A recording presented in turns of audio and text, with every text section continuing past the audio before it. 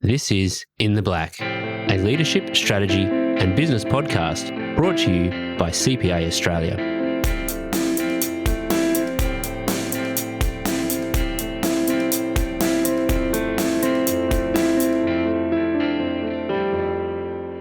Hello, and welcome to another episode of In the Black Career Hacks. In this series, we bring you the latest strategies and tips to supercharge your career. Today, we're speaking to Nina Mapson-Bone. Nina has a 30-year career in recruitment and people consultancy and is an expert in meaningful work. Nina has done extensive research into how people find meaning at work and the benefits to employees and the businesses they work for. And in 2023, she published Meaningful Work, Unlock Your Unique Path to Career Fulfilment. Welcome to In the Black, Nina. Thanks for having me, Gareth. Nice to have you with us. Let's get straight to the point. What is the definition of meaningful work? Well, interestingly, when we looked into it, we found that there hadn't been any research for meaningful work for Australians. So that's when we commissioned some academics to do the research for us.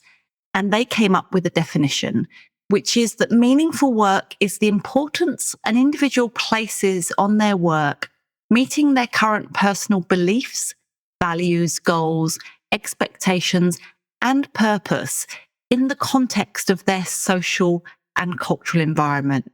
Now, there's a lot in that, as you'd expect, but it's really about how we as individuals find meaning, but in the context of the environment around us.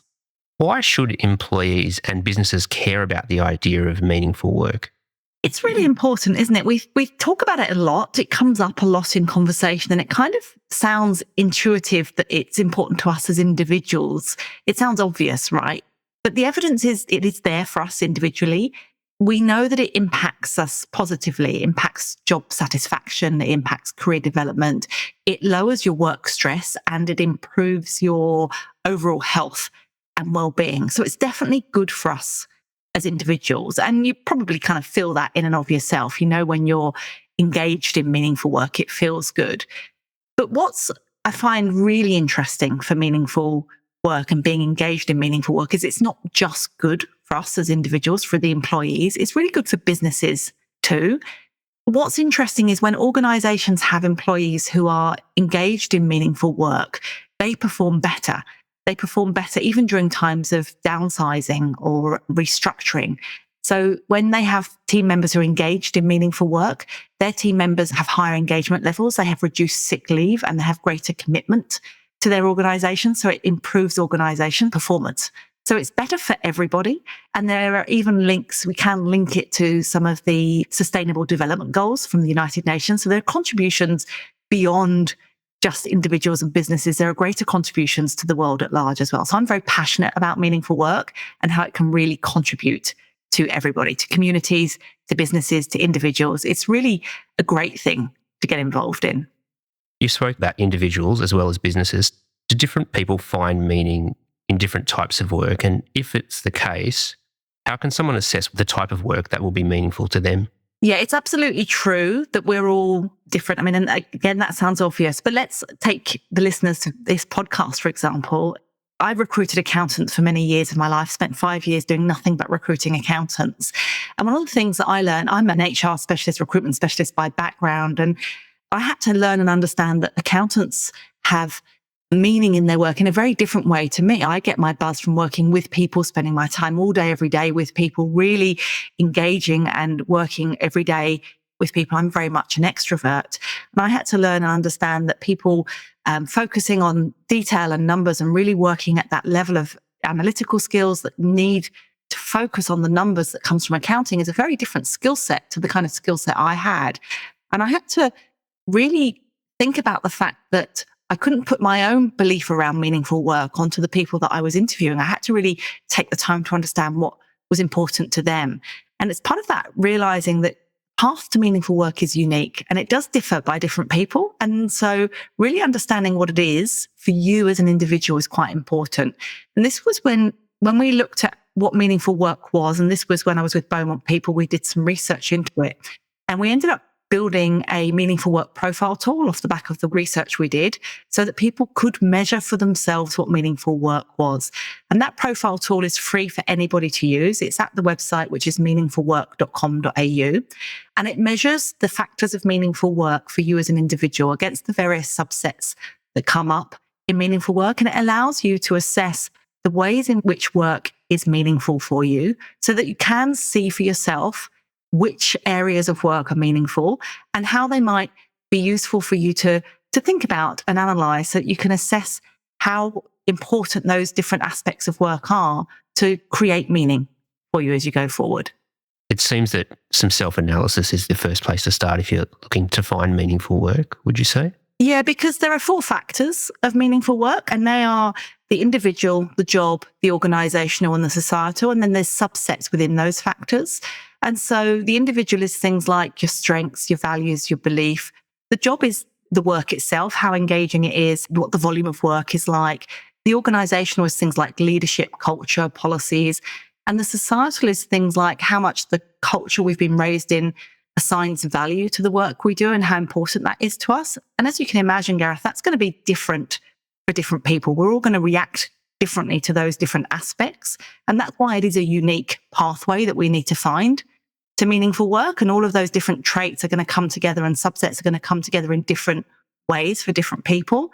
So really taking the time to think deeply about those different subsets and work out which levers we want to pull to create the right combination of those factors to create the right level of meaning is crucial. Earlier you mentioned that it's good for businesses too, and I think a lot of businesses know that having engaged employees who are finding meaning at work is better for them as well. And oftentimes on top of the job title, employers do include requirements, job requirements, but also cultural information in their advertisements. If somebody's looking for meaningful work, is this information enough, or should job seekers really be asking some other questions when they're looking for meaningful work? They should absolutely be asking a significant amount of questions more than what they would see on the job advert. I mean, for example, I touched on the organisational factor then is one of the 4 factors of meaningful work. And whilst there'll be some elements of that in the job description, they might talk a little bit about the culture, which is one of the factors of meaningful work. They won't, for example, necessarily go into a lot of detail about leadership, which is one of the subsets of the organisational factor. Now, if for you, leadership is a really important factor of meaningful work, and it is one of the most popular factors of meaningful work for a lot of people, it comes up time and time again as one of the most important subsets of the organisational factor, you're going to want to spend a lot of time through your journey really asking about the leadership style. What is it like? How do you gel with your leader? And it's not even that it's one type of leadership that's going to suit everybody. It's whether that leadership style suits you, because there's lots of different types of styles of leadership. And we often talk about how we manage people, and one person's clear direction is another person's micromanagement. And so you can't get that across in a job description. So really taking the time to understand that before you're in a role is crucial to understanding whether that's going to be meaningful for you. Would you advise that people do that through the interview process? Yeah, absolutely. So I mean, the great thing when you're applying for work is that there are a number of steps in the process, and it's as much for you to seek information as it is for them to seek information about you. It is a 2-way process. So you should absolutely be using that process to find out the information to see if it is right for you. We hope you're enjoying In the Black's Career Hacks series. If you're interested in the latest news, analysis, policy updates, and business insights, you should check out CPA Australia's With Interest podcast. Join us as we dive into the news and delve into the business issues of the day. We talk to thought leaders from across the accounting, finance, strategy, economic, and business spectrum. And you get their expert opinions.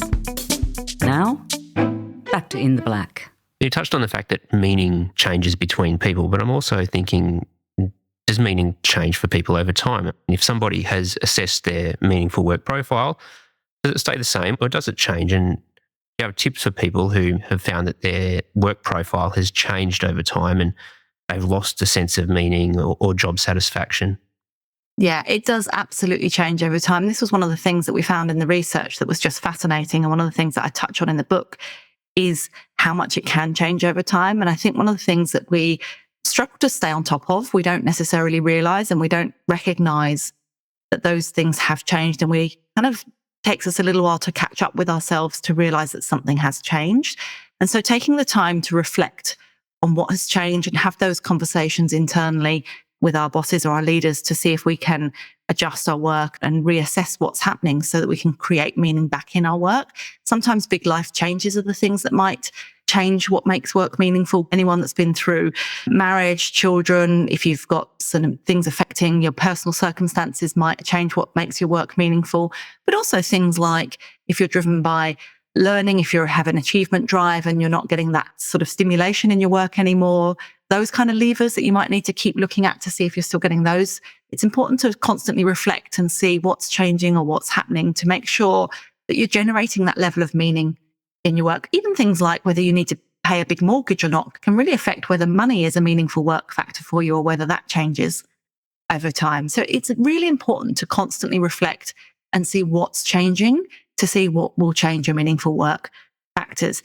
Interestingly, in my book, one of the things I do is interview a number of people and share their stories, and you can see through their journeys how their factors change over time. And it's fascinating to look at what the big things are that really influence those things over time. And some things stay the same, but some things absolutely change. That term that you use, constantly reflect, stands out.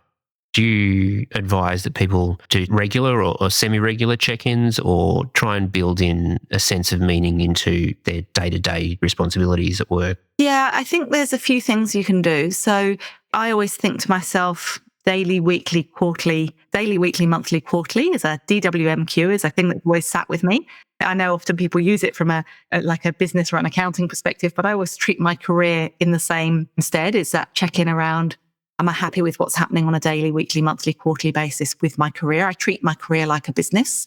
So thinking of it that way, you are the only person who is going to be as vested in your career. You are going to be more vested in your career than anyone else. So you should treat your career like the biggest business you have, because it is the biggest business you will ever have. And nobody else is ever going to be as vested in your career as you. So you should treat it more seriously than any other business you're involved in. Treat it with that level of seriousness and invest in it in the same way as you do anything else. So take that reflection time to think about it. You can take the meaningful work profile tool that I mentioned. You can redo that as often as you like. In my book, which you mentioned earlier, there are a number of self-reflection exercises that you can do in there. So there's all sorts of things you can do to think about these things, but even just taking the time to consider what's changed. And one of the things that I've always counseled career seekers when I've worked with those over the years is if you're not happy with something, don't knee-jerk react. We see a lot of people that will knee-jerk react, and there's a risk with job hopping. If you leave jobs too quickly, that's not necessarily a good look on your resume either. And maybe take 3 months to try and fix what's wrong. Look at the push factors and look at the pull factors to work out what's going on. But if you can't fix it within 3 months, then maybe that's a sign to start looking. But try and fix what you can internally first, because often it's actually, if you have genuine and honest conversations internally, you might be the person that helps create more meaningful work within your own organization. And actually you might help shift the dial within your own organization that creates more meaningful work for yourself and for others. And that can be a great thing to be a part of. Be a good example for others. Exactly. I think the idea of seeing it as a business process is useful as well. I mean, sometimes those things are hard to set up, but once you set them up, the check-ins are reasonably easy. Absolutely. I have a little thing in my diary every day that literally is my daily check-ins that I do on a daily basis. And some of them are administrative and business, and some of them are those career things that I check in, and same for the weekly, monthly, quarterly. Just treat it as part of your process. As well as the emails. Exactly. So Nina, I'm thinking about the top 3 tips you might have for employees and also employers who are interested in finding meaning at work. Do you have any easy tips? Yeah, I think for employees, my number one tip is think about when you feel really in the flow. What are you doing when work just flies by? Because that's what gives you meaning, and just find ways to do more of that. That's my number one tip. Number 2, we touched on earlier, is just take the time to reflect on what's working and not working so that you can really prioritize your career And number 3 would be to understand that concept we talked about, that meaningful work does change over time. So don't wait too late to find out that it's changed before you do anything. For the employers, I would say that it's really important that you recognize that you can create a meaningful workplace, but you don't have to be everything to everyone. It's about recognizing the ways in which you provide meaningful work and really talking to the people you're going to attract. There are certain employers who are going to be listed organizations that provide certain benefits that go with being big listed organizations, and talk those benefits up and attract those people. You might be a not-for-profit that provides a different type of meaningful workplace. Talk up those benefits and attract those type of employees. But really work out what are the meaningful work benefits that you provide, and make sure you are pulling on the levers and attracting the levers, and really making sure your employee value proposition talks to all of those propositions that you have through the individual, the job, and the organizational factors of meaningful work, so that you're attracting the people that are going to really want to be engaged in the meaningful work you provide. Because when you have the alignment of employees that want meaningful work that you provide, that's where the magic happens. And that's where you have higher engagement, higher commitment, reduced stress, reduced sick leave, and outcomes that are better for everybody. I think that being in the flow is a really good way for employees to know if they are enjoying what they're doing. That the absence of concern is oftentimes a good indication that you're in a good spot. Exactly. You know, when you're not worrying about or thinking about what you're doing and you're just doing it and loving it, that's a good sign, right? Always. Thank you so much for sharing your insights with us today, Nina. You're welcome. I've really enjoyed the conversation. And thank you for listening to In the Black Career Hacks. If you're looking for more great career content, please check the show notes for links to CPA Australia career resources and the resources that Nina mentioned in this episode. Until next time, thanks for listening. If you've enjoyed this episode, help others discover In the Black by leaving us a review and sharing this episode with colleagues, clients, or anyone else interested in leadership strategy and business. To find out more about our other podcasts, check out the show notes for this episode. And we hope you can join us again next time for another episode of In the Black.